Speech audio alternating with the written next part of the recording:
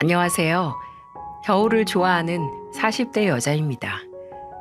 질병은 인생을 깨닫게 하는 훌륭한 스승이라는 말도 있지만 그 인생을 누릴 날이 얼마 남지 않았을 때 그 의미를 안다고 해서 그 배움이 얼마나 가치가 있을까요? 만일 제게 인생에 있어서 만물의 의미를 깨닫는 것과 그 의미를 깨닫지 못하고 천치로 산다고 해도 건강하게 내가 사랑하는 사람과 살 수 있다는 걸 택하게 한다면 지금의 저는 두말할 것 없이 후자를 택할 것 같습니다. 여러분은 무엇을 택하실 것 같나요? 제가 후자를 택한다고 해서 제가 배고픈 소크라테스를 포기한 배부른 돼지인 건 아닙니다. 젊은 시절에 저는 누구보다 지적인 호기심이 많고 책 읽고 생각하는 걸 즐겨했어요. 경상도에서 나고 자란 저는 대학 졸업 후 사서가 돼서 도서관에서 일했어요. 근무 시간 외에는 늘 책을 끼고 살 정도로 뭔가를 읽는 걸 좋아했고, 그래서 늘 일하는 도서관에서 책 대여 횟수가 가장 많았던 회원들 중 탑5 순위에 항상 들었었죠. 그런 저와 다르게 조선소에서 일하던 남편은 책이라면 아주 질색을 하는 사람이었어요. 연애할 때 남편이 종종 그곳에서 숙식까지 하며 작업을 할 때 제가 가서 심심하면 읽으라고 책을 몇 권 들려보낸 적이 있었거든요. 그럼 남편은 힘들어서 이런 거 읽을 에너지도 없어 라고 하면서도 앞부분은 읽어오더라고요. 근데 본인은 인내심이 없어서 이야기가 진행되는 걸 못 참는데 또 줄거리는 궁금하니까 저한테 읽은 다음에 늘 요약을 원했습니다. 제가 책을 읽고 그걸 간단하게 요약해주면 아, 이제 나도 이 책 다 읽은 거네? 라고 너스레를 떨더라고요. 제가 책은 그렇게 읽는 게 아니라고 사람마다 책을 읽고 해석하고 느끼는 게 다른데 그게 어떻게 읽는 거냐고 어이없어 하면 이렇게 말했어요. 부부는 일심동체래. 어차피 현애랑 나랑 결혼할 건데 이제 생각도 비슷하게 할 거고 그럼 현애가 생각하는 게 내가 생각하는 거랑 똑같지. 이 말을 하면서 얼렁뚱땅 프로포즈를 하더군요. 원래 사람이 좀 어리버리했는데 이럴 때 보면 꽤 여우 같은 구석도 있었네요. 이렇게 능청스럽고 능글맞은 사람이었지만 제가 남편과 결혼을 결심한 계기는 따로 있었어요. 저는 어머니하고 둘이서만 살았는데 어머니는 목욕탕 안에 있는 매점을 운영하셨어요. 목욕탕이 24시간 운영하는 곳이라서 어머니의 매점도 늘 새벽까지 불이 밝았죠. 근데 제가 남편과 연애할 때쯤 어머니가 일하시는 목욕탕에 있는 일대에서 한동안 수상한 사람이 길거리를 다닌다는 흉흉한 소문이 돌았거든요. 어머니는 매점이 밤 12시에 마감을 했는데 아무래도 그 늦은 시간에 퇴근해서 집에 혼자 오신다니 걱정이 이만저만이 아니었어요.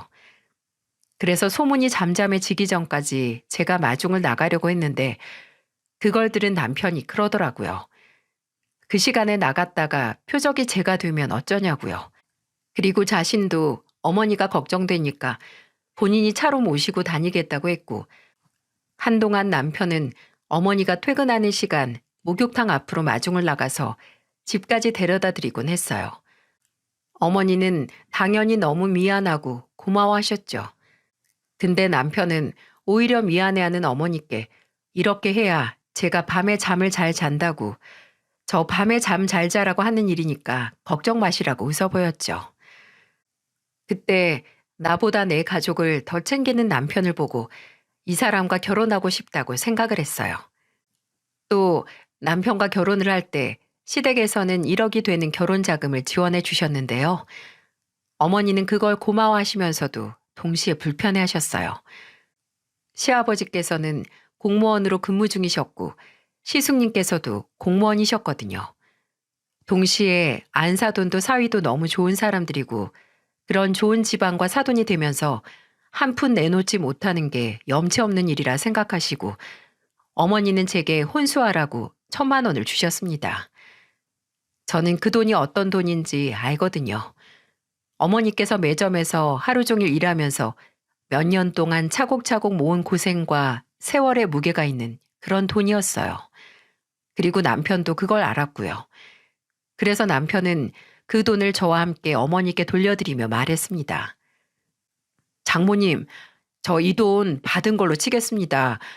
이건 제 뜻만이 아니라 저희 부모님 뜻이기도 하세요.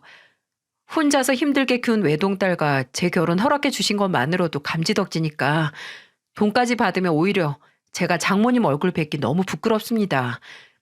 돈이 아니라 아직 부족한 사위 살면서 종종 장모님 딸 속상하게 하면 야단은 치시되 한 번쯤은 너그러운 눈으로 바라봐 주시고 배고픈 사위가 장모님 댁에 들리면 배부르게 먹여주세요. 전 그것만으로도 충분합니다. 그 말을 들은 어머니께서는 끝내 눈물을 보이셨고 남편은 그런 어머니 손을 잡고 걱정 마시라고 정말 잘 살겠다고 하며 어머니 마음을 위로했죠. 그리고 저희가 결혼한 후로 남편은 정말 제가 없어도 종종 혼자 어머니 댁으로 가서 혼자 밥을 먹고 오곤 했습니다. 그때 말한 건 진심이었다고 하면서 말이죠. 남편이 저희 어머니께 잘하는 것만큼 저도 그 마음에 보답하기 위해 시댁에 잘하려고 했어요. 시댁에는 공무원으로 일하는 시아버지와 아주버님, 그리고 시어머니와 복지회관에서 영어 강사로 일하는 형님이 함께 살고 있었는데 거의 평생을 어머니와 단둘이 산 제게 사람이 바글바글한 시댁은 좀 낯선 환경이었어요. 그도 그럴 것이 아주버님과 형님은 20대 중반에 일찍 결혼을 해서 일찍 시부모님을 모시고 함께 살고 있었거든요. 처음 시댁에 갔을 때 분위기가 굉장히 서로 친밀하고 화목해 보였어요. 그래서 제가 더 긴장을 했죠. 아무래도 가족들 간의 유대감이 깊은 만큼 새로운 사람이 들어갔을 때 겉돌 수 있잖아요. 근데 그건 다 제 기우였습니다. 시댁 식구들은 사람을 편안하게 만들어주는 마법 같은 능력을 가지고 있었어요. 시아버지께서는 저와 마찬가지로 책 읽는 취미가 있어서 대화 나눌 거리가 참 많았습니다. 제가 사서라는 걸 먼저 알고 계셨던 시아버지께서는 저를 본인의 서재로 부르셔서 넓은 방 양쪽 벽에 무수히 꽂힌 책을 구경시켜 주셨어요. 그리고 약간 의기양양하게 저를 보시곤 웬만한 도서관보다 낫지? 라고 말씀하셨고요. 그중엔 정말 오래된 책들도 심지어 구하기 어려운 초판본도 있어서 제가 호기심 어린 얼굴로 책을 꺼내보면 원하는 만큼 빌려가라고 하셨죠. 시어머니는 제가 어김없이 시댁에 갔을 때 책을 꺼내 읽고 있으면 옆에 커피를 놔주시고 본인도 곁에 앉아 차를 드시며 저를 가만히 쳐다보시곤 했어요. 제가 고개를 들어서 왜요 어머님? 하고 물으면 살포시 미소를 지으시며 그냥 보기 좋아서 라고 하셨죠. 그러다 제가 종종 책에 너무 빠져들어서 식사 준비하는 시간을 깜빡 놓칠 때가 있었는데 책을 읽다 집안을 가득 메운 음식 냄새에 놀라서 주방으로 후다닥 들어간 적이 몇 번 있었어요. 국을 푸시던 시어머니께 다가가 제가 안절부절 못하면서 죄송해하면 시어머니는 호탕하게 웃으시며 됐다 됐어. 얼마나 재밌는 책인지 나중에 나도 무슨 얘기인지 알려주렴. 이라고 말씀하셨죠. 그럴 때면 역시 남편과 모자 사이가 맞다는 걸 확신하게 됐습니다. 왜 환경이 사람을 만든다고 하잖아요. 무던하고 늘 푸근한 시댁 식구들은 제게 항상 긍정적인 영향을 줬는데요. 행여 신상이 밝혀질까 자세히 설명은 못하지만 형님께서는 몸이 좀 불편하셨거든요. 원래 어렸을 때부터 몸이 약하기도 해서 끝내 고등학교를 중퇴하시고 검정고시를 보고 대학에 들어가셨대요. 처음에 저는 형님을 낯을 많이 가리는 사람이라고 생각했었는데 나중에 어느 정도 시간이 지나 친해졌을 때 형님이 그러시더라고요. 사실 내가 몸 불편한 것 때문에 어렸을 때 사람들 시선에 민감해져서 대인 기피증도 있었거든. 지금은 뭐 센터에서 강사 일하면서 많이 나아졌지만 가끔 그때 버릇이 나와서 사람하고 가까워지는데 시간이 좀 걸려. 그 얘기를 듣는데 이해가 가더라고요. 사람이 대중교통이나 사람들 많은 곳에서 잠깐만 시선이 쏠려도 숨고 싶고 불편해지는데 어렸을 때부터 그런 시선을 받아왔으면 당연히 그럴 수도 있다고 생각을 했어요. 형님은 본인이 센터에서 영어 강사 일을 하면서 동시에 센터에 오는 학생들을 상대로 멘토링 강의도 했었는데요. 대부분 형님처럼 몸이 불편한 학생들이었어요. 형님을 만날 때마다 놀랐던 건 형님의 휴대폰이 진짜 쉴 새 없이 울렸다는 거였습니다. 거의 5분 간격으로 문자가 오기도 하고 몇 시간 간격으로 전화가 올 때도 있었어요. 제가 의아해서 형님 쉬는 날 아니냐고 어디서 오는 거냐고 물으면 센터에서 본인이 가르치는 학생들이라고 하더라고요. 형님이 좋은 선생님인 만큼 의지하는 학생들이 많은 건 알았지만 그래도 이러면 쉬는 날이 쉬는 날 같지 않겠다고 말하니까 그래도 형님은 오히려 아예 연락이 없는 것보다 이렇게 연락하는 게 마음이 놓인다고 하더라고요. 아예 몸의 장애로 마음의 문을 꽉 닫아버린 학생이 되기 전에 이렇게 뭐든 말하는 사람을 만나게 되면 몸의 장애가 마음까지 전이 되지 않는다고요. 또 형님은 건강 문제로 아이를 갖지 못했는데 그래서 더 학생들에게 마음을 쓰는 것 같았습니다. 자신을 믿고 의지하는 학생들을 마음으로 품어서 정말 자식처럼 생각하는 거죠. 그런 형님은 제게 참 존경스러운 사람이었어요. 저와 나이 차이도 1살밖에 나지 않는데 뭔가 더 어른스럽게 느껴졌었죠. 제가 결혼하고 나서 1년 뒤에 임신을 했을 때 솔직히 시댁에 제 임신 소식을 알리는 게 좀 힘들었어요. 제 노파심이었지만 행여 건강 문제로 임신을 못한 형님이 제 임신 소식을 듣고 조금 속상해하시면 어쩌나 걱정이 됐거든요. 형님이 얼마나 아이들을 좋아하는지 알기에 더 생각 없이 시댁에 연락해서 제 기쁨의 소식을 신나게 말할 수 없었죠. 남편은 그런 제게 형수님은 오히려 더 축하해 주실 거라고 그런 걱정하지 말라고 했지만 제가 형님을 좋아하고 또 존경하는 마음이 커서 선뜻 나설 수가 없었습니다.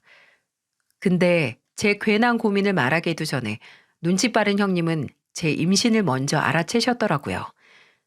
시어머니께서 깍두기가 맛있게 익었는데 좀 가져가라고 저를 부른 날, 저는 김치통을 뚫고 풀풀 나는 팍 익은 김치 냄새에 표정 관리를 하느라 진땀을 빼고 있었어요.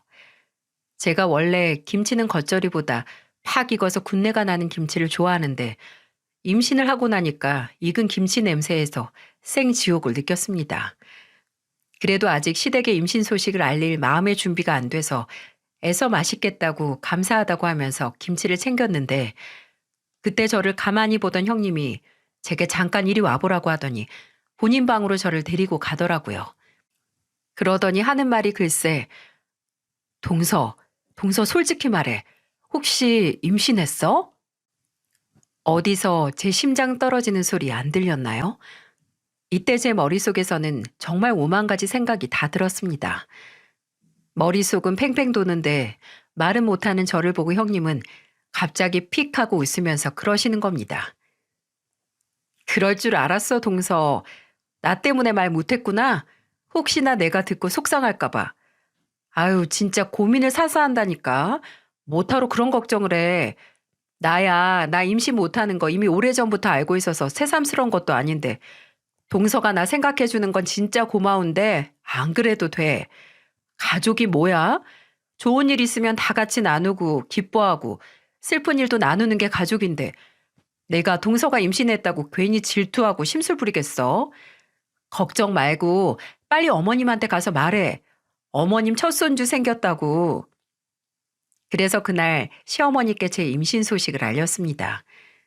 시어머니는 들고 있던 리모컨을 내팽개치면서 좋아하셨고 형님도 마치 본인 일처럼 저를 축하해 주셨죠. 나중에 제가 딸을 낳았을 때도 또 2년 뒤에 아들을 낳았을 때도 형님은 변함없이 저를 축하하고 또 축복해 주셨습니다. 그런 때가 있었어요.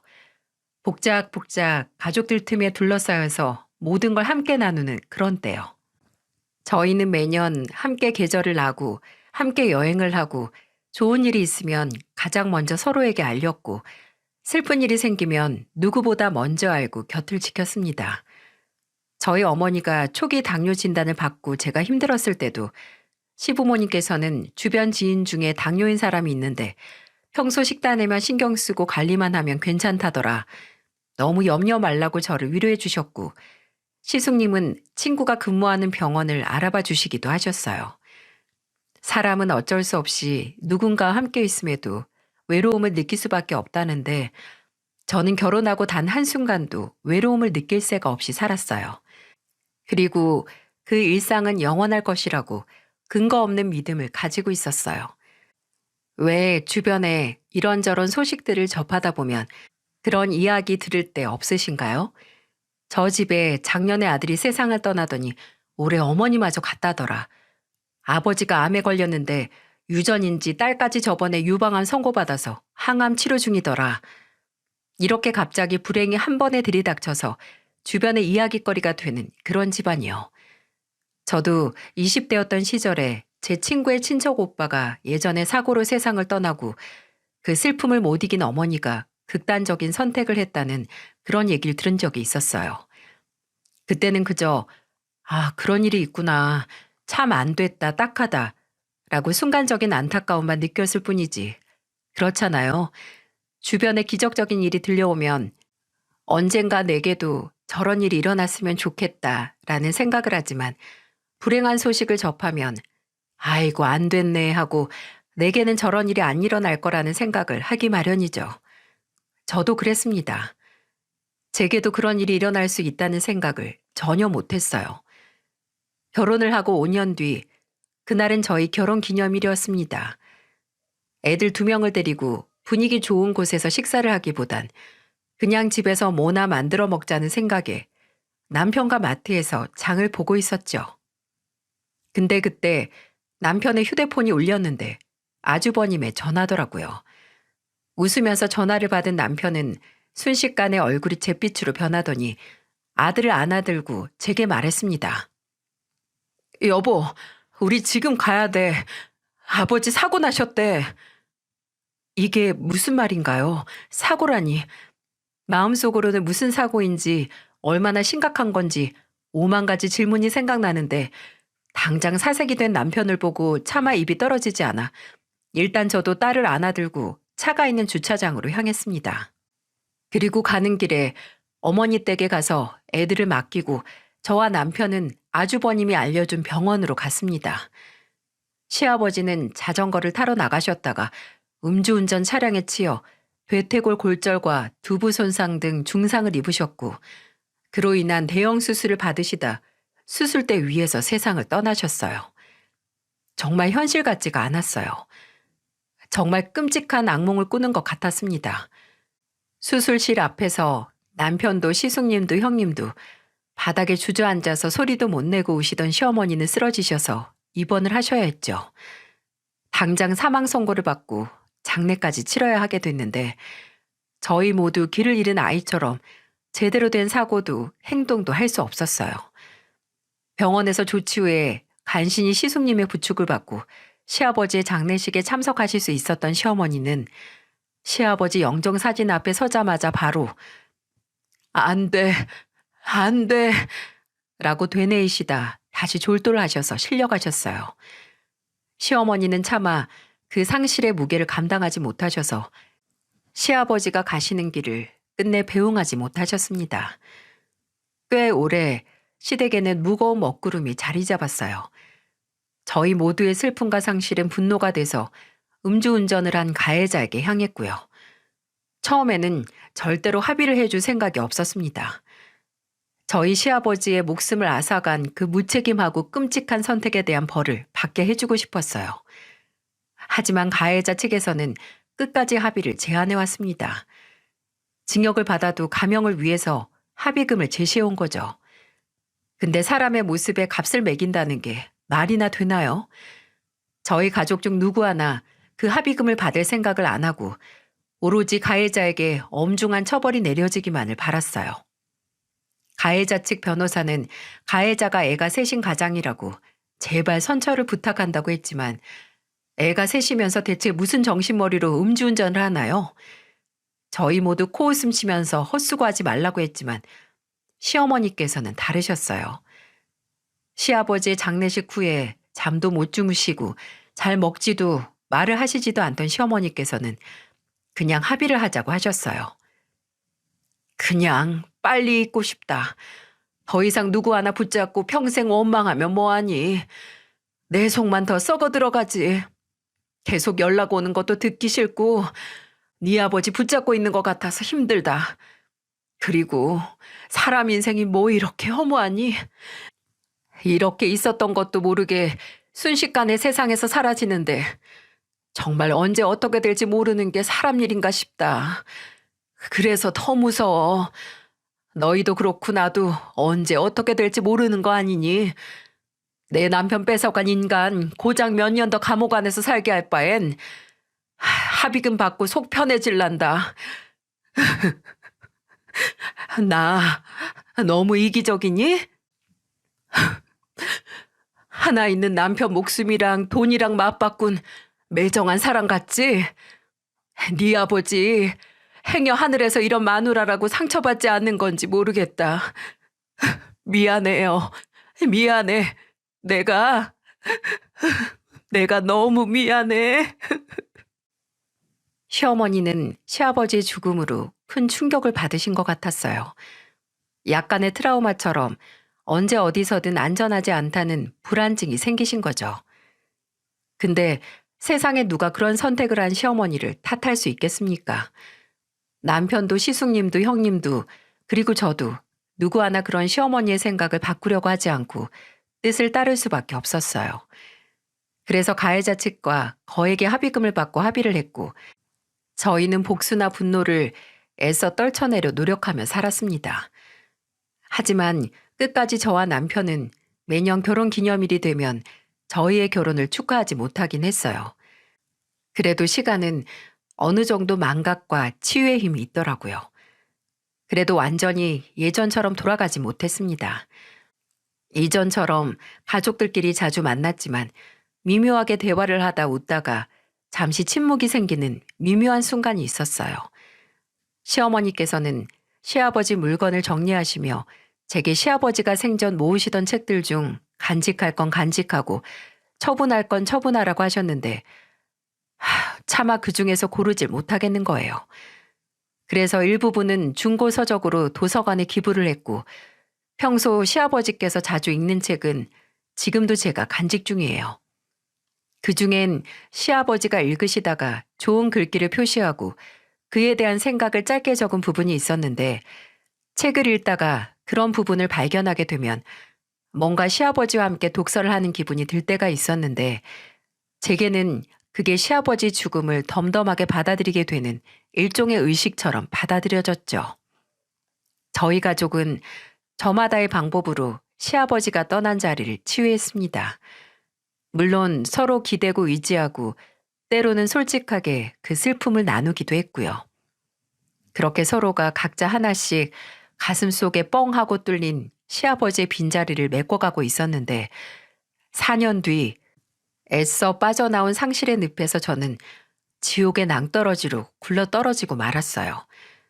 조선소에서 일하던 남편이 작업 중 유독가스 중독으로 정신을 잃어 구조가 돼 인근 병원으로 후송됐다는 거예요.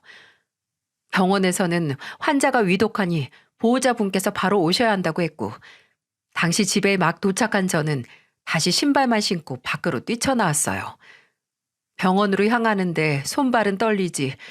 그런데 집에 있는 애들은 걱정되고 당장 다른 가족들에게 알려야 하는데 손가락이 제대로 안 움직여서 몇 번을 주먹을 쥐었다 폈다 하고 숨을 고른지 모르겠어요. 일단 형님에게 전화를 드렸고 형님은 시숙님과 함께 저희 집에 가서 애들을 데리고 시댁에 데려다 놓을 테니 걱정 말고 병원에 도착해서 전화 달라고 하셨어요. 애들 데려다 놓고 우리도 병원으로 가겠다고 하시면서요. 하지만 병원에 도착하자마자 저는 형님에게 전화드리는 걸 잊었습니다. 남편을 처치하던 의사에게 죄송합니다만 이란 말로 남편의 사망 소식을 들었기 때문이죠. 저는 주변에서 저를 부축해 주시던 병원 직원들에게 매달려 울부짖었습니다.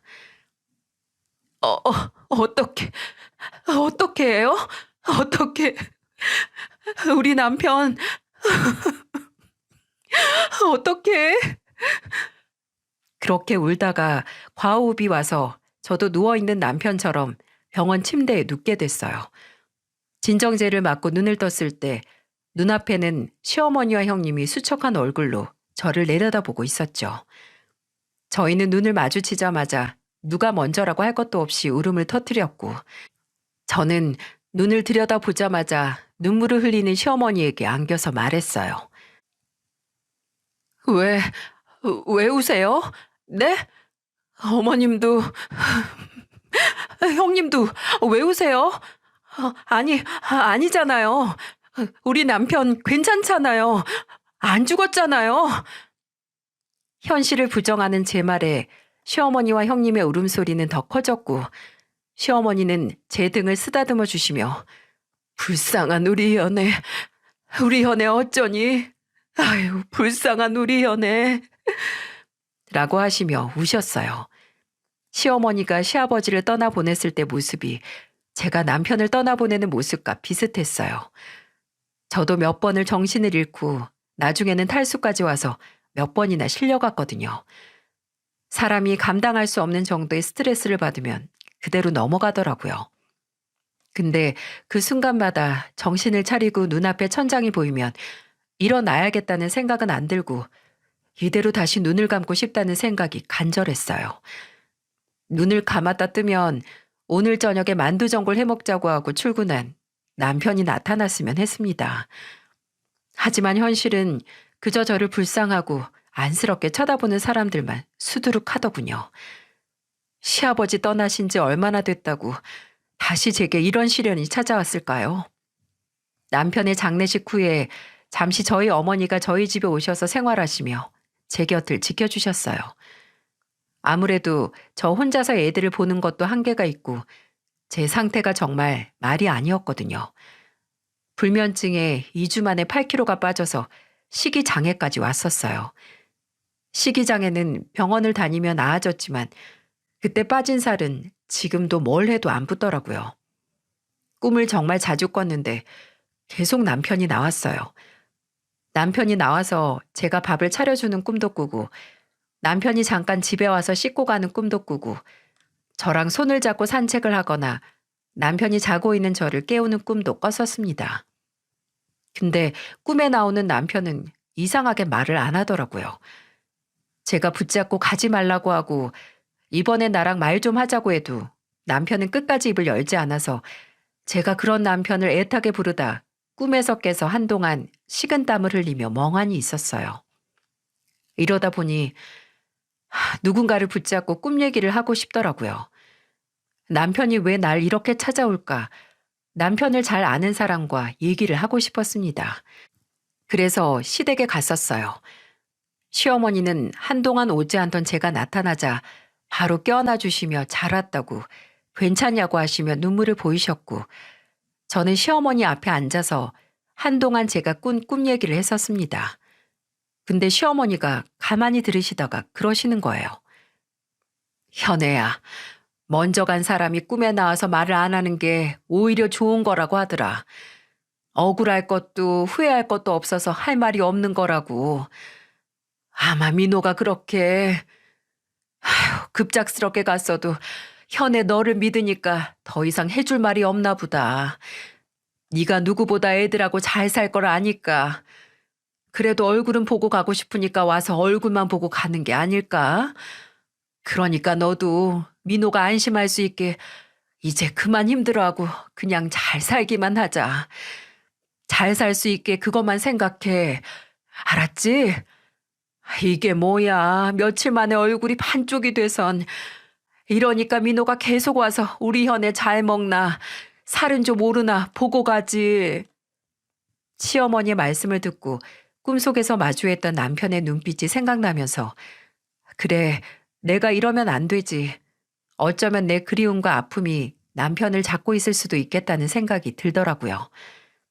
영원히 기억은 하되 그 기억의 슬픔을 적시지 말자 하고 마음을 다잡았어요. 그 후에는 안 하던 외출도 하고 상담과 수면 치료를 하면서 일단 잠을 잘 잘 수 있게 노력했습니다. 새삼 정말 잠을 잘 수 없으니 일상이 쉽게 무너지더라고요. 어느 정도 4-5시간 동안 깨지 않고 잘 수 있게 되니 머릿속이 개운해지고 비관적인 생각도 들지 않았어요. 또 시댁에도 자주 찾아갔고요. 일주일에 3번은 가서 어머님하고 형님하고 점심을 먹기도 했네요. 주말에는 시숙님까지 해서 저녁 식사를 했고요. 그냥 어떻게든 나와 함께 남편을 기억하고 있는 사람들 틈에서 위로를 받고 남편에 대한 기억을 공유하는 게 제가 제 상처를 치유하는 방법이었어요. 이제 괜찮다고, 괜찮을 거라고 생각을 하고 3달 정도 시간이 흘렀어요. 언제나 저를 환영해 주시고 언제나 제 편이 되어 주실 것 같은 시어머니께서 안 하시던 행동을 하시더라고요. 어느 순간 제가 시댁에 찾아가도 그냥 차만 마시고 피곤하다시며 바로 안방으로 들어가시기도 했고요.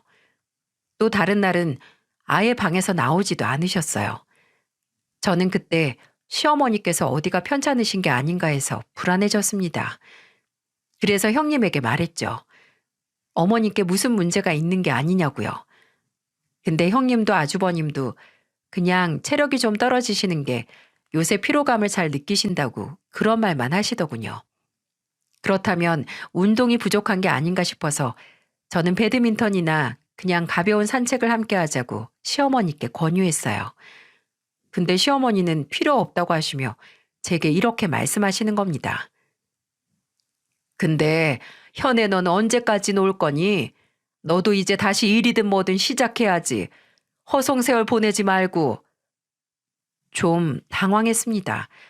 둘째를 낳고 저는 일을 쉬고 있었는데 아무리 남편이 떠나고 제가 2아이를 책임져야 하는 상황이긴 하지만 1년도 지나지 않아 바로 일을 하지 않느냐 눈치를 주는 듯한 시어머니의 말씀에 좀 서운하기도 하더라고요.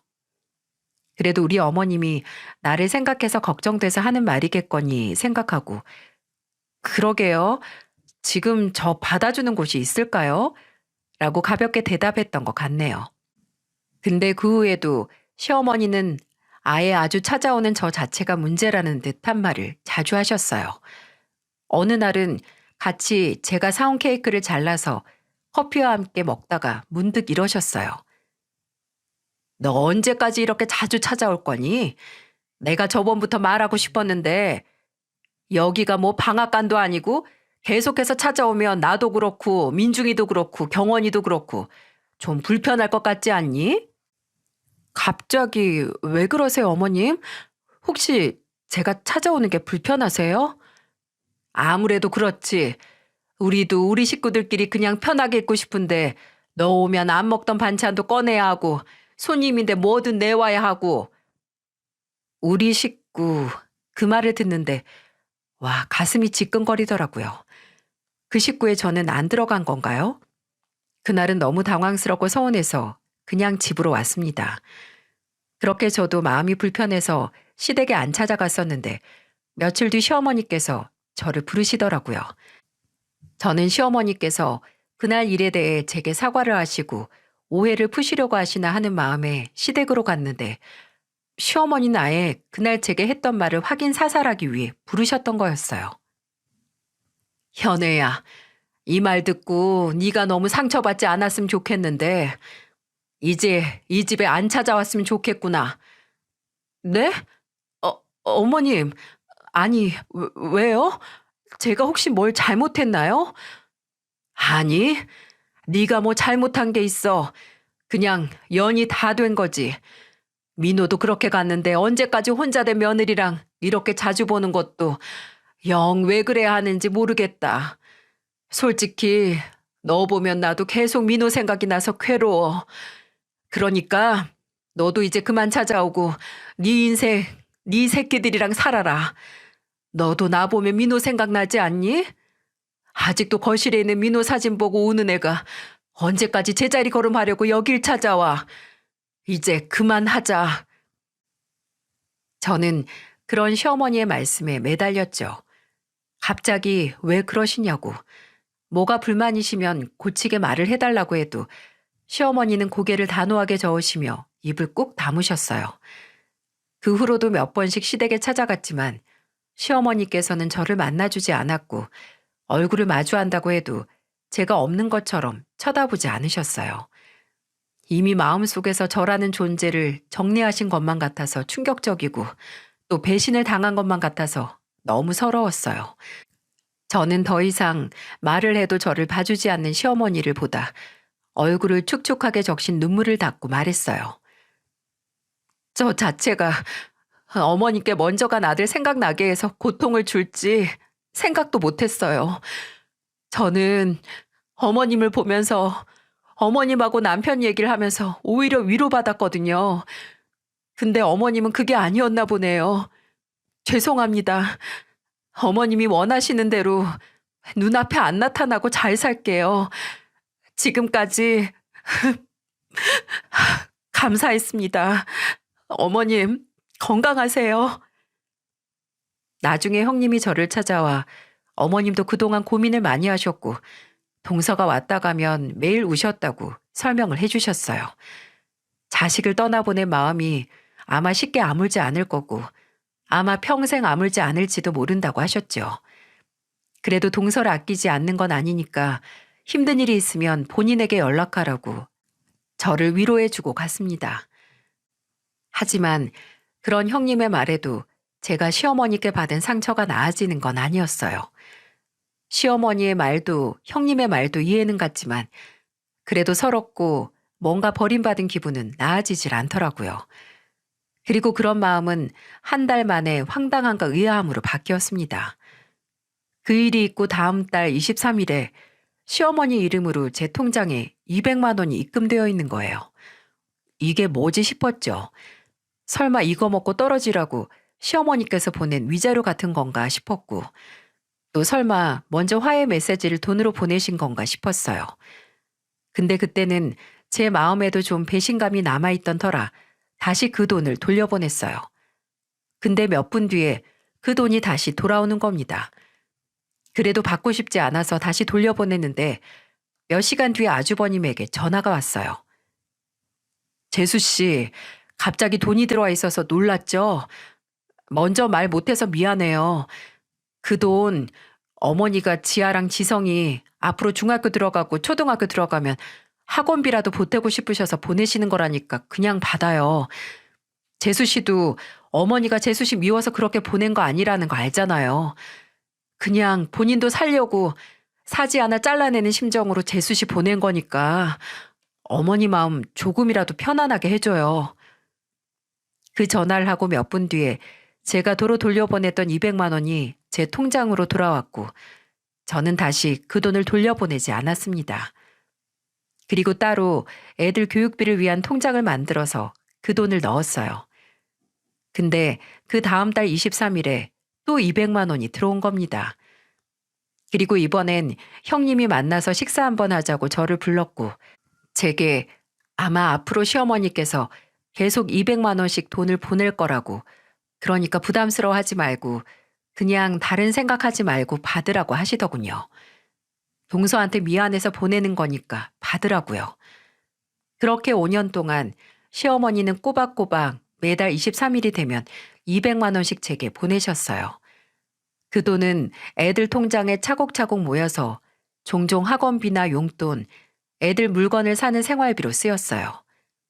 그리고 그동안 정말 시어머니와는 단 한 번의 연락도 하지 않고 정말 가끔 형님이나 시숙님하고만 안부 연락을 했었어요.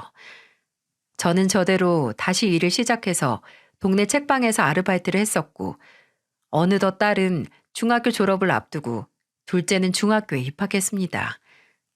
그때는 그냥 영영 그렇게 애틋하고 특별했던 시댁과는 이대로 끝일 거라고 생각했어요. 그나마 형님하고 연락은 하지만 언젠가 이것도 끊길 거라고요. 예전에 다 같이 복작거리던 시절을 그리워하곤 했죠. 그렇게 시어머니와 연락을 끊은 지 5년이 지나가던 초겨울에 저는 모르는 번호로 문자를 한 통 받았어요. 문자는 그냥 딱 한 단어만 있었습니다. 현애야. 처음에는 보이스피싱인가 생각을 했어요. 왜 모르는 번호로 온 문자가 내 이름만 딸랑 부를까 싶어서 의아했죠. 근데 불현듯 이게 왠지 시어머니께서 보낸 것 같다는 강한 느낌이 드는 겁니다. 물론 시어머니 번호가 아니었지만 그때는 그런 강렬한 끌림이 있었어요. 그래서 혹시나 하는 마음에 그 번호로 전화를 했는데 번호의 주인은 잠깐 전화를 받고는 바로 끊더군요. 그 후에 제가 다시 전화해도 안 받아서 저는 형님에게 전화를 해서 상황을 설명했어요. 형님, 혹시 어머님 휴대폰 번호 바꾸셨어요? 어? 갑자기 왜? 아니, 지금 모르는 번호로 문자가 왔는데 왠지 어머님 같아서요. 어? 뭐라고 왔는데? 아니다. 일단 동서 기다려봐. 내가 알아볼게. 형님은 당황한 사람처럼 급하게 전화를 끊었고 몇 시간 뒤에 다시 전화가 와서 받으니 형님은 이렇게 말씀을 하셨어요. 동서, 그거 어머님 맞아. 어머님이 갑자기 동서 생각이 나서 잘 지내나 싶어서 충동적으로 문자했다고 동서한테 미안하시대. 동서 많이 놀랐지? 그럼 제가 전화했을 때 그냥 말씀하시지 왜 말을 안 하신 거래요? 형님, 지금 옆에 어머님 계세요? 계시면 저 좀 바꿔주세요. 아니야, 아니야, 동서. 어머님이 그냥 실수하신 거라고. 미안하다고. 이제 문자 안 하시겠다고 하셨어. 먼저 안 보고 살자고 해놓고 괜히 먼저 연락해서 동서 마음만 시끄럽게 만들었네. 동서도 그냥 잊어. 수상해도 너무 수상하고 이상해도 너무 이상하지 않나요? 갑자기 5년 만에 먼저 문자를, 그것도 이름만 딸랑 보내시고 제가 어떻게 지내나 궁금하시다고 하시더니 이제는 통화도 하고 싶지 않다고 하고, 저는 직감적으로 크고 작든 무슨 일이 생겼다고 생각해서 다음날 시댁을 찾아갔습니다. 근데 형님과 아주버님 두 분 다 시어머니께서 저를 안 보고 싶어 하신다고 막아서는 게 아니겠어요? 형님, 아주버님, 잠깐만요. 저 진짜 어머님 만나야겠어요. 대체 왜 안 만나주시고 왜 못 만나게 하는 건지 알아야겠다고요. 잠깐만, 동서, 좀 진정 좀 해봐. 이러면 어머님만 힘드시고 동서도 힘들어. 그러니까 일단 오늘은 그냥 가. 내가 다시 연락해 줄 테니까 제발, 어? 대체 왜 절 안 만나주시는 걸까요? 5년이 흘러도 제가 어떻게 사나 궁금해 하실 거면서 대체 뭐 때문에요? 그 답답한 궁금증은 3일 뒤에 풀리게 됐어요. 형님은 제게 약 12분가량의 동영상을 찍어서 보내왔습니다. 연락을 해준다는 형님이 불현듯 보낸 영상을 불안한 마음 반, 궁금한 마음 반으로 애써 터질 듯이 두근거린 심장을 진정시키고 확인을 했어요. 그 영상에 나타난 사람은 바로 이제는 잘 알아보기 힘들 정도로 나이가 들긴 했지만 그때 나는 지그시 바라보는 눈빛은 변하지 않은 시어머니였어요. 영상이 시작되면서 시어머니는 영상을 찍어주는 사람에게 또 이상한 말하기 전에 빨리 찍자라고 어눌한 발음으로 말씀하시며 카메라 쪽을 바라보고 제 이름을 부르셨어요. 현애야, 참 오랜만에 네 이름 이렇게 소리내서 불러본다. 꿈에서만 불렀는데 이렇게 오랜만에 불러도 어제 불러본 것 마냥 입안에 맴도는 게 내가 생각보다 널 더 그리워했나 보다. 어쩌면 현애 너는 아직 날 미워할 수도 있겠지만 현애야, 나를 너무 원망하지 마렴. 네가 하루빨리 우리 가족들한테서 벗어나야 새 출발도 할 수 있지 않을까 해서 그래서 널 내친 거였으니까. 너는 너무 젊고 지금까지 산 날보다 살 날이 훨씬 많은데 언제까지 먼저 간 내 아들만 그리워할 순 없잖아. 그리고 나는 그냥 너한테는 늘 강하고 당당한 시애미이고 싶어서 내가 욕심을 냈어. 민중이는 내 아들이고 경원이는 오랫동안 맏며느리로서 함께 살며 내 곁에서 날 지켜서 내가 무슨 모습을 보여도 부끄럽지 않지만 10년이 지나도 늘 아이 같은 너한테는 차마 내 부끄러운 모습을 보여주고 싶지 않았다. 미안하다 현애야. 내 욕심 때문에 괜히 네가 상처를 받은 것 같아서 늘 마음이 안 좋았어. 그래서 조금이라도 내가 네 인생에 그리고 애들 인생에 도움이 되고 싶어서 돈을 보내왔던 거고. 행여 그저 돈으로 해결하려는 단순한 노인네라고 생각 안 했으면 좋겠구나. 여러분은 세상에서 딱 한 가지 질병을 없앨 수 있다면 뭘 없애고 싶으신가요? 세상엔 무서울 정도로 몹쓸 질병이 참 많지만 저는 그 중에서도 치매를 사라지게 만들고 싶습니다. 영상 속 시어머니는 본인이 기억을 잃어가고 있다고 말씀하셨어요. 몇 달 전 환시를 보기 시작했고 지금은 해가 지면 나도 모르는 행동을 하고 말을 한다고 하셨죠. 그때의 나는 내가 아니기도 하고 나이기도 하고 그래서 무섭고 두려운데 예전의 기억이 현실의 기억과 맞물리고 뒤섞이면서 제게 문자를 보냈을 때도 예전의 기억만 남은 상태에서 갑자기 제가 보고 싶어서 본인도 모르게 보내셨다는 거죠. 시어머니는 그렇게 말씀을 하시고 한동안 멍하니 허공을 바라보시다가 영상 건너편에서 아주버님 목소리로 들리는 사람이 어머니, 어머니 하고 부르니 눈을 몇 번 깜빡거리시고 다시 말을 이어가셨어요. 몸이 곪아가는 것보다 기억이 곪아가는 게 더 비참하고 힘들더구나. 그래도 아직 제정신이 아닐 때보다 제정신일 때가 더 많은데도 이렇게 우리 아들하고 며느리 고생시키는데 시간이 더 지나면 어떻게 될까 무섭고 두렵고 그래. 근데 그런 내 남은 인생에 너까지 끌어들이고 싶지 않아서 그나마 정신이 온전할 때 내 목소리로 너한테 마음을 전하고 싶어서 이렇게 영상을 찍어달라고 해서 찍게 됐다. 현애야, 괜히 다시 연락해서 미안하다. 그리고 고마워. 그래도 너랑 보내온 10년이란 시간 동안 참 행복했어. 얼마나 행복했으면 지금도 잠깐 정신이 온전치 못하면 그 시절로 가장 많이 돌아가나 보다. 저번에는 경원이한테 내가 글쎄 현애라고 불렀다고 하던데 어째 영 난 기억이 안 나네. 아휴 경원아 나 피곤하다. 이제 그만해야겠어. 그러다 갑자기 힘이 훅 하고 빠지신 것처럼 시어머니는 앞에 있던 형님에게 손을 뻗더니 급하게 영상을 마무리하셨어요. 그 몇 분 말하는 것도 힘이 들 정도로 몸이 쇠약해지신 겁니다. 그 영상을 보고 바닥에 웅크려 누워서 울다가 또다시 영상 속 시어머니 얼굴을 보고 또 울고 그리고 끝내 내가 무슨 고생을 하든 상관없다. 시어머니를 만나고 싶다는 생각만 들게 됐어요. 그래서 또다시 이번에는 절대 뒤돌아오지 않겠다는 생각으로 시댁으로 향했죠.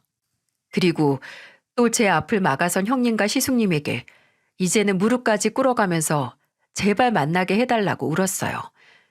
형님과 시숙님은 당황해하다가 저를 일으키며 집 안으로 들여보내줬습니다. 몇 년 만에 들어오게 된 시댁을 둘러볼 정신도 없이 저는 홀린 것처럼 시어머니 방으로 들어갔고 그곳에는 보호사로 보이는 분과 병원용 침대에 상체 기대고 앉아있는 시어머니를 마주할 수 있었습니다. 어머니, 누구야? 넌 누구냐? 절망적이었어요. 드디어 시어머니를 만나게 됐는데 저를 처음 보는 사람처럼 멍하니 보는 시어머니는 너무 늙으셨고 너무 작아지셨고 또 너무 약해 보이셨어요. 차마 다가가지도 못하고 주저앉아 우는데 제가 아는 시어머니가 아닌 시어머니는 그런 제게 약과를 내미시며 말씀하셨죠. 이거 줄 테니까 울지 말라고. 나중에 형님과 시숙님에게 듣기로는 2년 전부터 크게 건강에 문제는 없었는데 그냥 기력이 떨어지셨다고 해요. 그리고 한번 장에 염증이 나셔서 병원에 입원을 하셨고 그 후로 침대에서 생활하시게 됐다고요. 그리고 영상에서 나왔듯이 잠에 깼을 때 몇 번 환시를 보시고 그걸 현실과 구분을 못 하시더니 이젠 아예 치매 증상이 나타나고 있어서 조금이라도 증상을 늦출 수 있게 보호사를 불러서 예방치료도 하고 있다고요. 저는 시어머니가 하루하루 기력에 약해지고 기억을 잃어갈 때 종종 시어머니가 왜 나를 버리셨을까 원망했는데 제가 보이지 않는 곳에서 시어머니는 치열하게 자신의 병환과 멈출 수 없는 노화로 인한 변화를 겪으며 싸우고 계셨던 겁니다. 더 이상 내쳐졌다고 자기 연민에 빠져 있을 수 없었어요. 저는 형님과 아주버님에게 시어머니께서 뭘 원하시든 이제 나도 가족으로서 조금이라도 남은 시어머니의 여생에 함께 하고 싶다고 말했습니다. 진실을 알고서 저 혼자 잘 살면 그 인생에 무슨 가치가 있겠어요.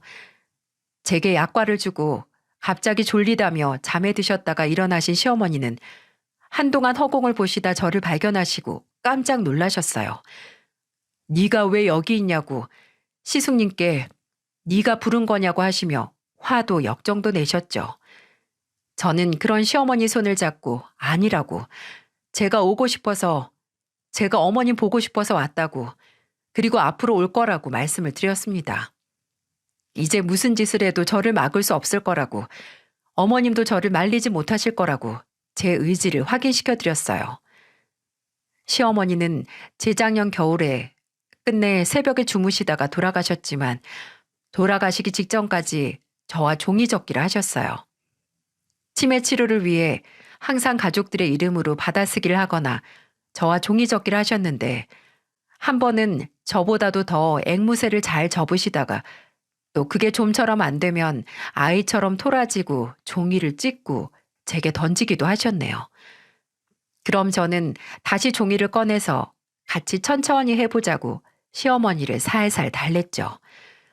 그럼 시어머니는 뚱하니 있으시다가 가만히 아까 본인이 종이를 던져 맞춘 제 볼을 쓰다듬고 다시 종이접기를 시작하시곤 했어요.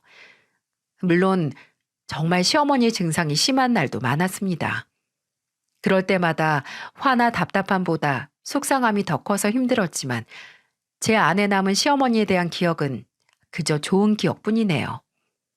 책 읽는 저를 지켜보시고 우는 제게 약과를 지어주시고 아픈 볼을 쓰다듬어주는 아름다운 기억은 점점 병에 좀먹어가지만 본능은 저라는 존재를 기억하는 그런 모습이 제 안에 남아있는 시어머니였어요.